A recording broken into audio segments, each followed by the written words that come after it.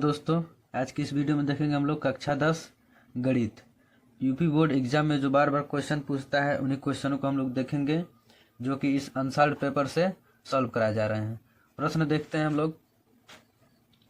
प्रश्न पहला है, यदि 21 सेंटीमीटर त्रिज्या वाले एक वृत्त की कोई जीवा केंद्र पर एक समकोण आंतरिक करती है तो संगत लघु वृत्तखंड का क्षेत्रफल ज्ञात कीजिए। क्या है कि एक वृत्त पर एक जीवा क्या कर रही है कि 90 अंश का कोण आंतरिक कर रही है, यानी एक समकोण आंतरिक कर रहा है, तो उसका लघु वृत्तखंड का क्षेत्रफल ज्ञात करना है। तो इसको हम लोग बोलेंगे लघु वृत्तखंड, क्योंकि छोटा है तो छोटे को क्या बोलते हैं, लघु। तो लघु वृत्तखंड का क्षेत्रफल निकालना है। तो क्या करेंगे हम लोग, इस त्रिज्या खंड में से हम लोग क्या करेंगे कि इस त्रिभुज को माइनस कर देंगे तो इस लघु वृत्तखंड का क्षेत्रफल निकल जाएगा। वृत्तखंड का क्षेत्रफल, त्रिज्या खंड का क्षेत्रफल माइनस समकोण त्रिभुज का क्षेत्रफल, क्योंकि एक कोण 90 अंश का कोण बना रहा है, तो ये समकोण त्रिभुज का क्षेत्रफल निकालेंगे इसमें। तो क्या करेंगे कि त्रिज्या खंड का क्षेत्रफल, इसका सूत्र क्या होता है, थीटा बट्टे में 360 गुणे पाई आर स्क्वायर माइनस समकोण त्रिभुज का सूत्र क्या हो जाएगा, 1/2 गुणे आधार गुणे ऊंचाई, आधार गुणे ऊंचाई।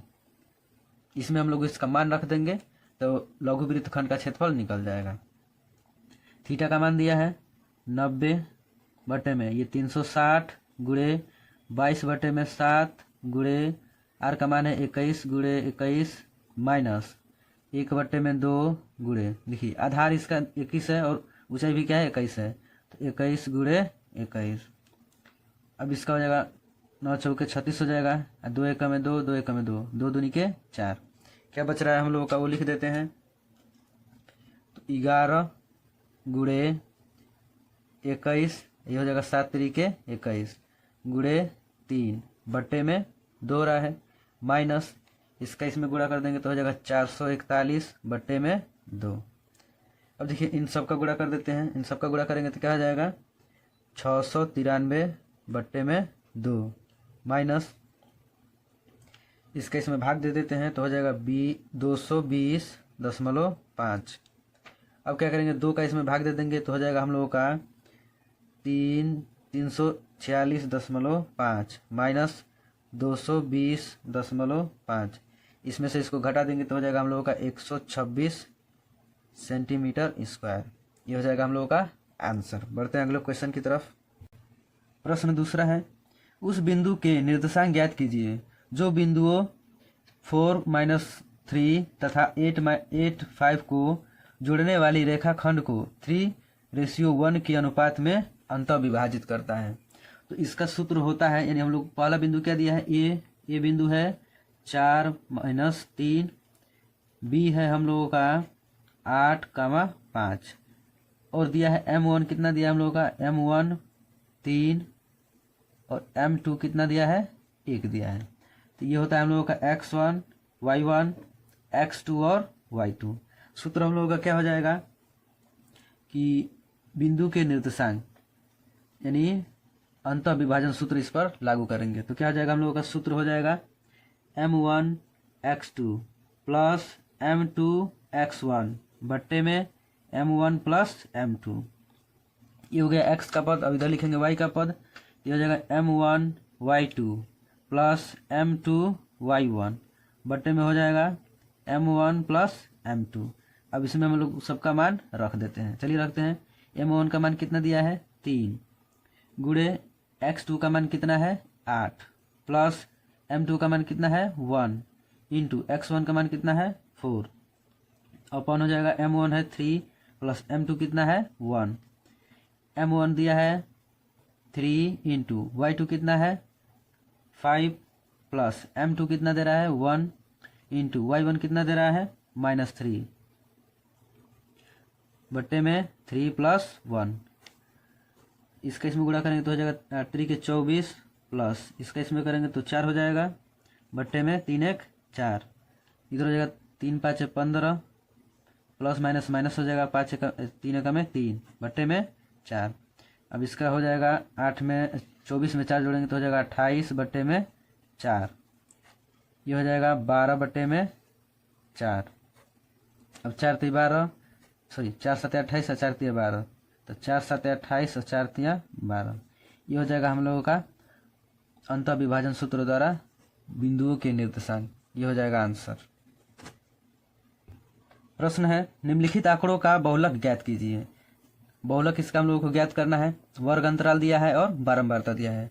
तो बहुलक निकालने के लिए या माध्यक निकालने के लिए हम बताए हैं कि सबसे पहले हम लोग को क्या देखना है कि बारंबारता का मान देखना है। जिस बारंबारता का मान अधिक होगा वही हम लोगों का क्या हो जाएगा F1 हो जाएगा। उसी से उसके बाद हम लोग को क्या मिलेगा कि वर्ग अंतराल मिलेगा। उसी से हम लोग सबका मान निकल जाएगा। तो बहुलक का सूत्र क्या होता है L प्लस ब्रैकेट में F1 माइनस F0 बट्टे में हो जाएगा 2F1 minus F0 minus F2 bracket बंद इंटू H। अब इसका सबका इसमें से मान निकालेंगे। चलिए सबसे पहले क्या निकालते हैं हम लोग कि बारंबारता निकालते हैं। बारंबारता जब निकाल देंगे तो इन सबका मान मिल जाएगा। तो बारंबारता कैसे निकलेगा जिसकी संख्या बारंबारता में क्या होगी अधिक होगी वही हम लोग का क्या हो जाएगा बारंबारता मिल जाएगा। तो इसमें देखिए 3 8 9 10 3 2।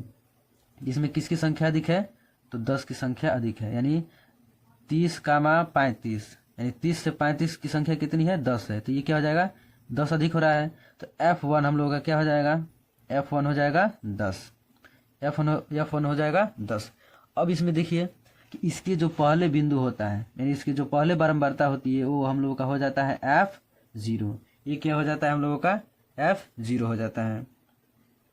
अब देखिए अब इस बारंबारता के बाद जो होता है वो क्या होता है हम लोगों का F2 का मान होता है। ये होता है F1 का मान। ठीक है। अब देखिए यहाँ पे क्या मिल गया हम लोगों को F0 का मान कितना मिला 9। F2 का मान कितना मिला 3। अब H बराबर निकालेंगे। H बराबर क्या होता है इन संख्याओं का अंतर। इन संख्याओं का अंतर।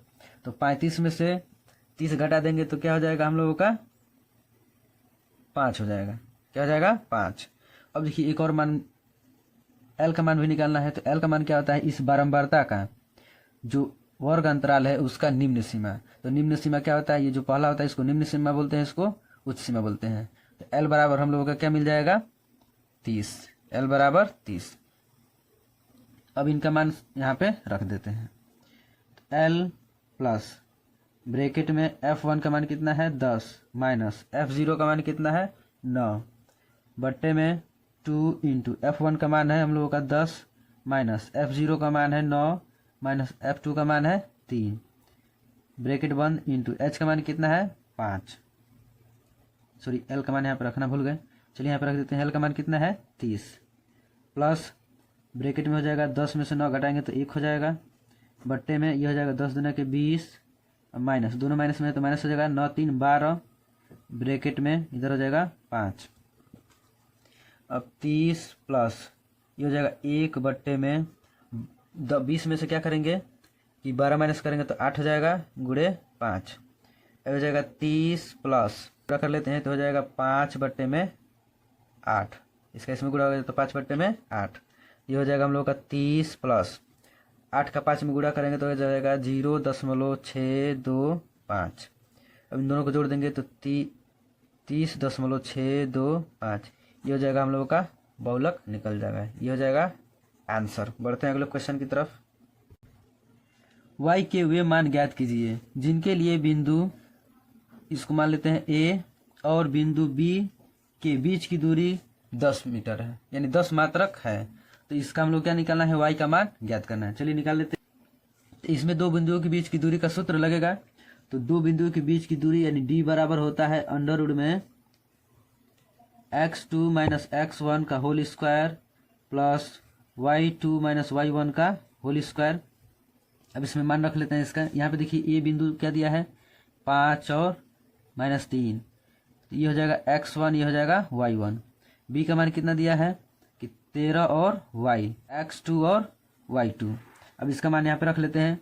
और d बराबर दिया है नहीं दो बिंदुओं के बीच की दूरी कितना दिया है 10 दिया है। अब इन सब का मान यहाँ पे रख लेते हैं। तो d का मान है 10 बराबर अंडर रूट में x2 का मान कितना है 13 माइनस x1 का मान है 5 पूरे का होल स्क्वायर प्लस y2 का मान कितना दिया है y माइनस y1 का मान कितना है माइनस 3 इस पूरे का होल स्क्वायर। ये हो जाएगा 10 बराबर अंडर रूट में 13 में से 5 घटाएंगे तो हो जाएगा 8 का स्क्वायर प्लस इधर हो जाएगा y माइनस माइनस प्लस 3 पूरे का होल स्क्वायर। अब देखिए क्या करेंगे कि दोनों पक्षों का वर्ग कर देंगे। वर्ग इसलिए करेंगे कि इस अंडर रूट को हटाएंगे तो वर्ग करेंगे 10 का वर्ग बराबर अंडर रूट में 8 का वर्ग प्लस y प्लस 3 का वर्ग, इस पूरे का क्या कर देंगे वर्ग कर देंगे। तो वर्ग करेंगे तो अंडर रूट हट जाएगा तो इसका हो जाएगा 10 का वर्ग करेंगे तो 100 हो जाएगा बराबर ये हो जाएगा 8 का स्क्वायर क्या हो जाएगा 64 प्लस ये a प्लस बी का होल स्क्वायर में इसको तोड़ देंगे तो A square plus 2ab plus B square. अब देखिए हो जाएगा 100 बराबर हो जाएगा 64 प्लस वाई स्क्वायर प्लस 3 दूना के 6y और प्लस 9।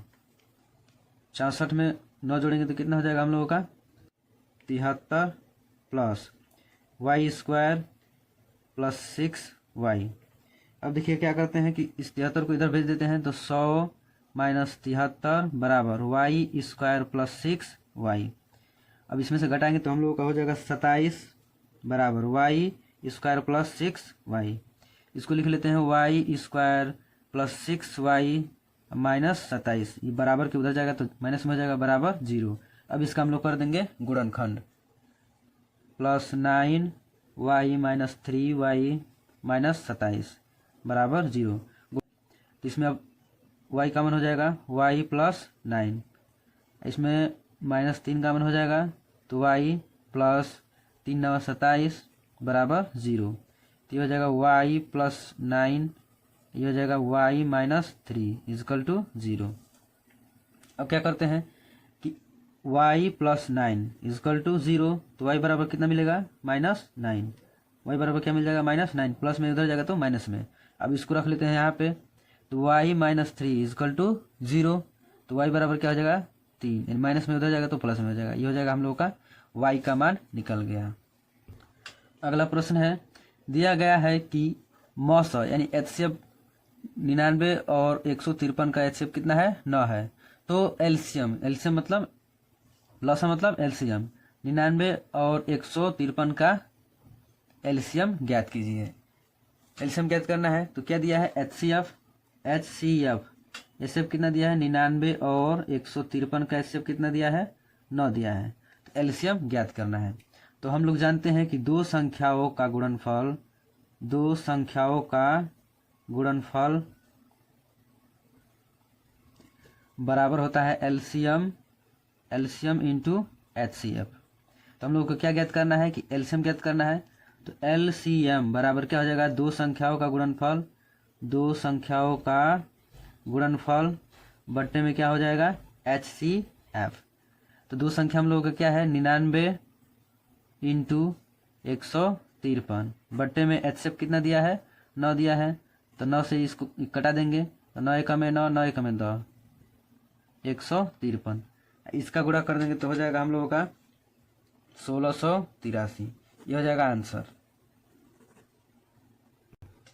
प्रश्न है द्विघात समीकरण x square plus 12 plus 7x के शून्यंक ज्ञात कीजिए और शून्यांकों तथा शून्यांकों के बीच के संबंध की सत्यता की जांच कीजिए। तो समीकरण हम लोगों का क्या दिया है x square plus 12 plus 7x। अब इसका शून्यंक ज्ञात करना है तो बराबर कर लेते हैं 0। अब इसको हम लोग सजातीय रूप में लिख लेते हैं यानी द्विघात बहुपद के रूप में लिख लेते हैं। तो ये हो जाएगा x square plus 7x plus 12 equal to 0। अब शून्यंक ज्ञात करने के लिए इसका हम लोग क्या करना पड़ेगा गुणनखंड करना पड़ेगा। तो गुणनखंड कर लेते हैं एक्स स्क्वायर प्लस पहले और तीसरे पद को क्या करते हैं गुणा करते हैं, इसके गुणांक को तीसरे पद में गुणा करते हैं। तो इसका जब गुणा करेंगे तो हो जाएगा 12। अब 12 को ऐसे तोड़ेंगे कि जोड़ने पर 7 हो और गुणा करने पर 12 हो। तो 2 छके 12 2 3 6 3 एक में 3, ये हो जाएगा 4x plus 3x plus 12 equal to 0। देखिए 3 को जब 4 में जोड़ेंगे तो 7 हो जाएगा और 4 का 3 में गुणा करेंगे तो 12 हो जाएगा। अब इधर x कॉमन हो जाएगा x प्लस 4 इधर हो जाएगा प्लस 3 कॉमन हो जाएगा x प्लस 3 चौके 12 बराबर 0। तो x प्लस 4 दूसरे में हो जाएगा x प्लस 3 बराबर 0। अब क्या करेंगे कि x प्लस 4 बराबर 0 रखेंगे तो तो x बराबर मिल जाएगा -4, x बराबर -4। अब क्या हो जाएगा, अब इसको रखते हैं, x + 3 बराबर 0, तो y बराबर क्या मिल जाएगा -3, y बराबर -3। अब शून्यकों का योगफल निकालेंगे, तो शून्यकों का योगफल होता है alpha plus beta equal to -x का गुणांक बट्टे में होता है x² का गुणांक। तो ये वाला हम लोग x का गुणांक और x² का गुणांक कहाँ से लाएंगे, तो इधर हम लोग का समीकरण क्या दिया है, x² + 7x + 12। तो इसको हम लोग क्या करेंगे कि द्विघात समीकरण से तुलना करेंगे। तो द्विघात समीकरण हम लोग का क्या होता है कि ax² + bx + c = 0 ये होता है। अब इस रूप का क्या है, ये समीकरण है। तो a बराबर हम लोग का क्या हो जाएगा, a बराबर हो जाएगा 1, b बराबर क्या हो जाएगा 7 हो जाएगा, और c बराबर क्या हो जाएगा 12 हो जाएगा। अब इसका मान यहाँ पे रख लेते हैं, तो अल्फा प्लस बीटा, तो अल्फा का मान निकला हम लोगों का -4 प्लस बीटा का मान है -3 बराबर माइनस सूत्र में है तो हम माइनस लिख देंगे, x का गुणांक। अब देखिए x का गुणांक यहाँ पे है, x है, इसका गुणांक क्या है 7 है, बट्टे में x² का गुणांक, तो x² का गुणांक क्या है 1 है, तो इधर 1 हो जाएगा, ये हो जाएगा -4 प्लस माइनस हो जाएगा 3 बराबर, इसका इसमें भाग देंगे तो -7 हो जाएगा। अब इन दोनों को जोड़ देंगे तो हो जाएगा -7 बराबर -7। अब करते हैं हम लोग शून्यांकों का गुणनफल, तो alpha into beta equal to क्या होता है अचर पद बटे में x² का गुणांक। तो अचर पद हम लोग का क्या होता है c होता है, तो c का मान इधर रख देंगे, तो अल्फा इंटू बीटा तो -4 इंटू -3 इजकल टू अचर पद क्या है हम लोगों का 12 है, बटे में x² का गुणांक क्या दिया है 1 दिया है। अब 3 चौके 12 हो जाएगा, ये क्या हो जाएगा, इसका इसमें भाग देंगे तो 12 हो जाएगा, माइनस माइनस प्लस, ये हो जाएगा हम लोगों का सत्यता की जांच। अगला प्रश्न है, निम्नलिखित समीकरण के युग्म को हल कीजिए।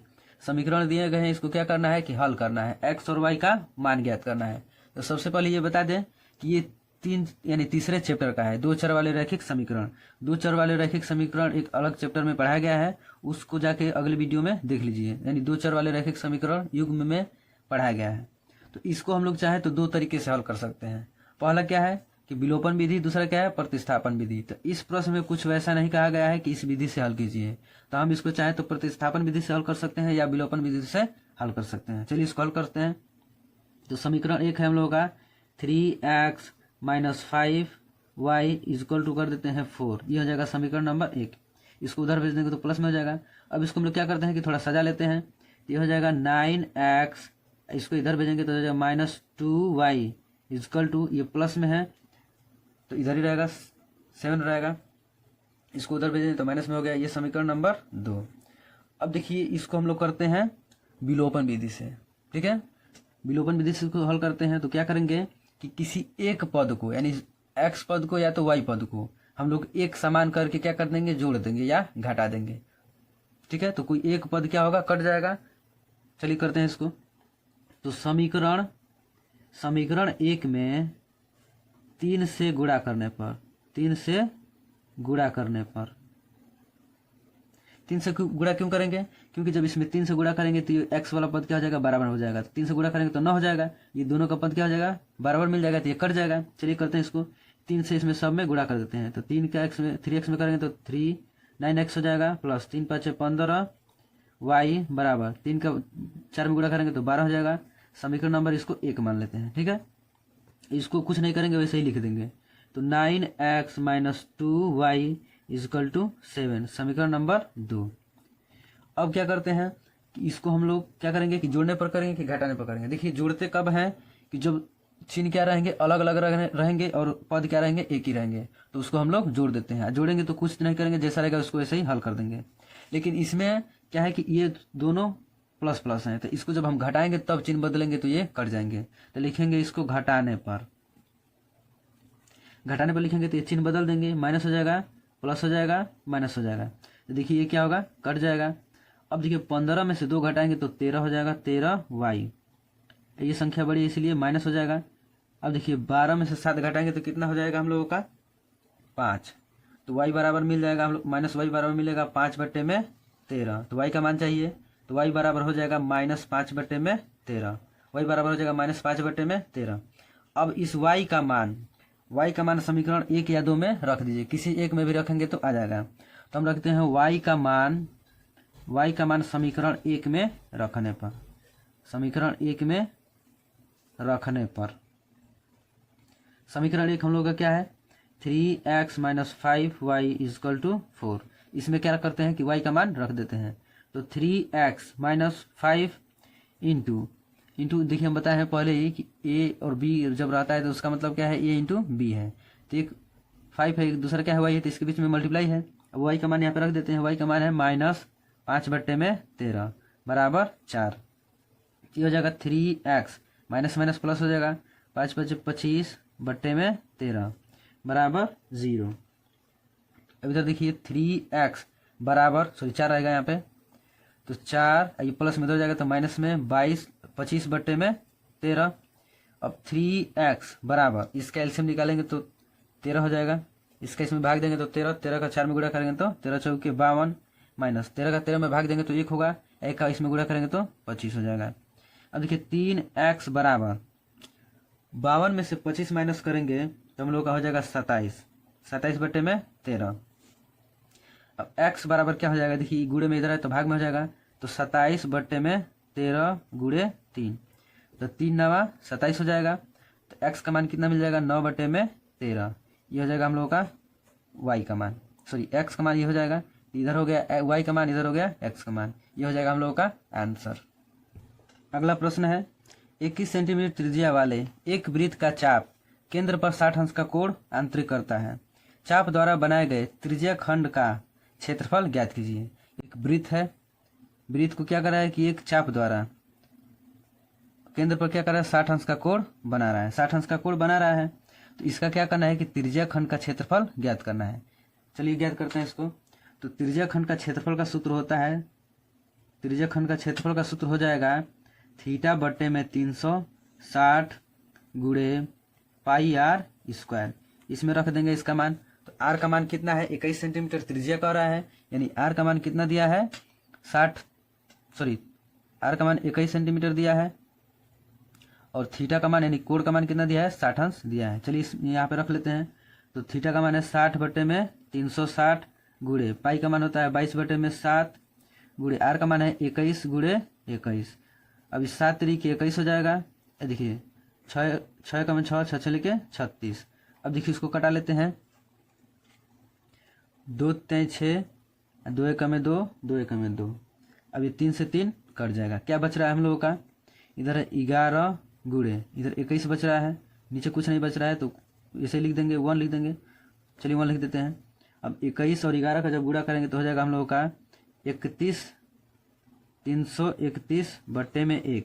इसका इसमें भाग देंगे तो वही हो जाएगा, तो 331 सेंटीमीटर क्षेत्रफल है तो स्क्वायर हो जाएगा। ये हो जाएगा हम लोगों का आंसर। प्रश्न है, निम्नलिखित बारंबारता बंटन का माध्यक ज्ञात कीजिए।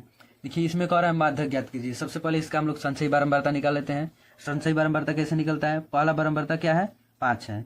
तो 5 में हम लोग क्या करेंगे कि 8 जोड़ देंगे। तो 5 में 8 जोड़ेंगे तो कितना हो जाएगा, 8 × 5 = 13। चलिए पहला पद हो जाएगा हम लोगों का 5, 5 में 8 जोड़ेंगे तो 13 हो जाएगा, 13 में 20 जोड़ेंगे तो 33 हो जाएगा, 33 में 15 जोड़ेंगे तो 48 हो जाएगा, 48 में 7 जोड़ेंगे तो 55 हो जाएगा, 55 में 5 जोड़ेंगे तो 60 हो जाएगा। अब सबसे पहले इसमें हम लोग बारंबारता का मान निकालते हैं। तो इस बारंबारता में जिसकी संख्या अधिक रहती है वही हम लोग का क्या होता है, बारंबारता होता है। अब इसके जो पहले मिलता है वो क्या होता है, संचयी बारंबारता का वर्ग अंतराल होता है, यानी वर्ग होता है। ये देखिए यहाँ पे 20 हम लोग की सबसे अधिक संख्या दिख रही है, 20 क्या है, सबसे अधिक संख्या दिख रही है। तो f बराबर हम लोगों का क्या मिल जाएगा, 20 मिल जाएगा, f बराबर 20।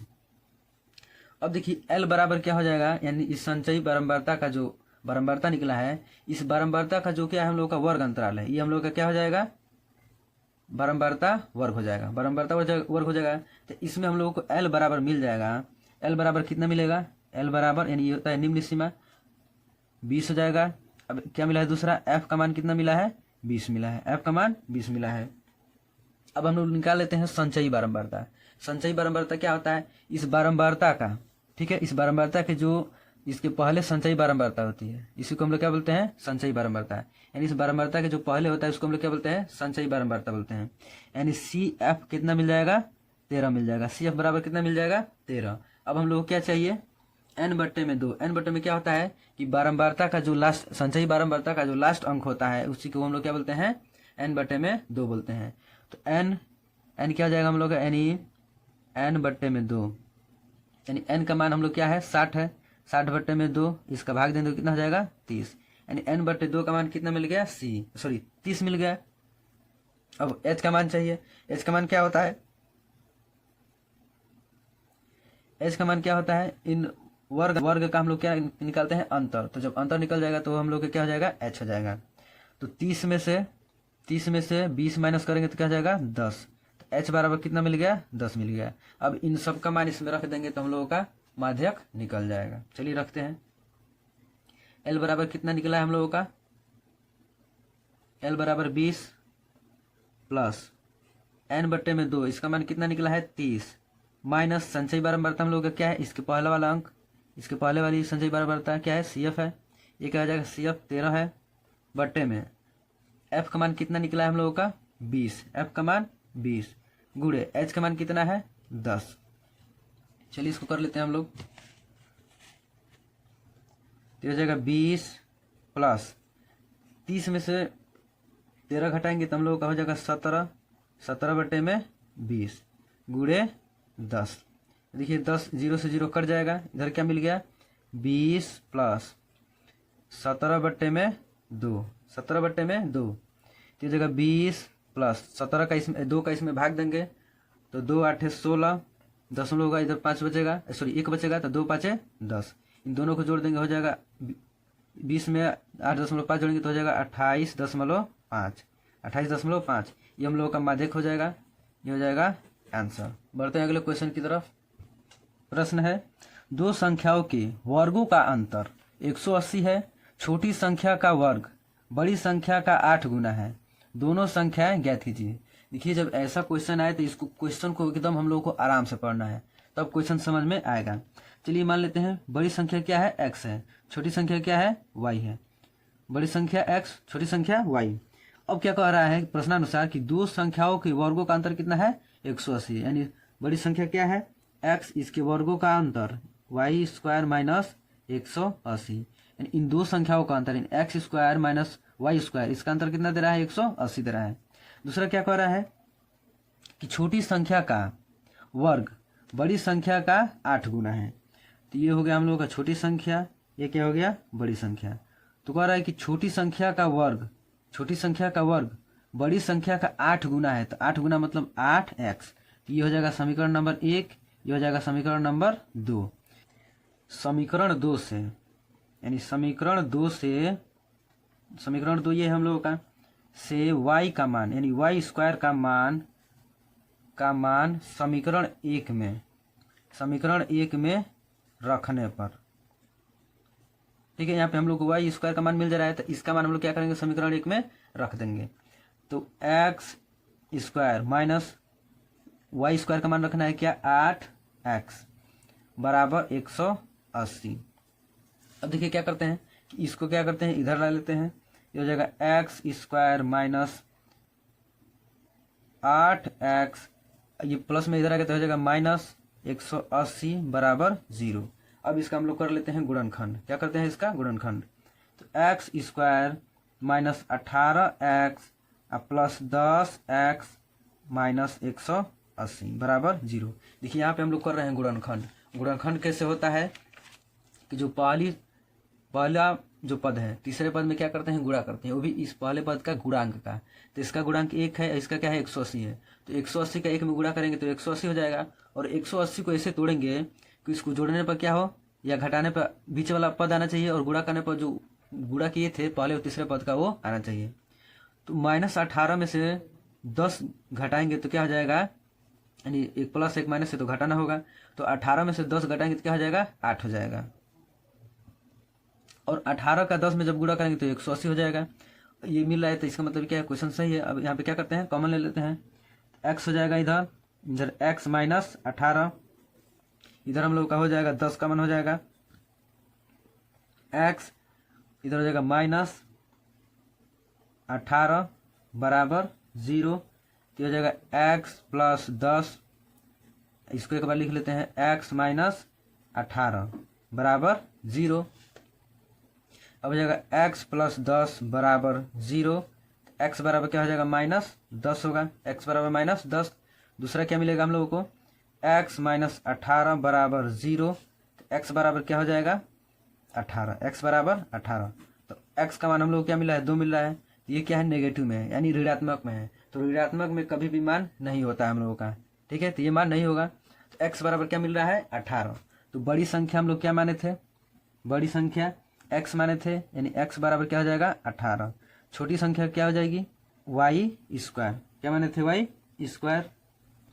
छोटी संख्या पे देखिए y स्क्वायर बराबर 8x, ठीक है। तो हो जाएगा बराबर 8x।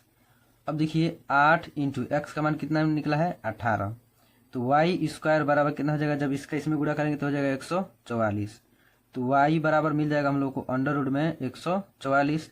तो वाई बराबर हम लोग को कितना मिल जाएगा, ये किसका वर्गमूल होता है, 12 का। तो वाई बराबर क्या मिल जाएगा, 12। ये हो जाएगा हम लोग का आंसर। मिलते हैं अगले वीडियो में, धन्यवाद।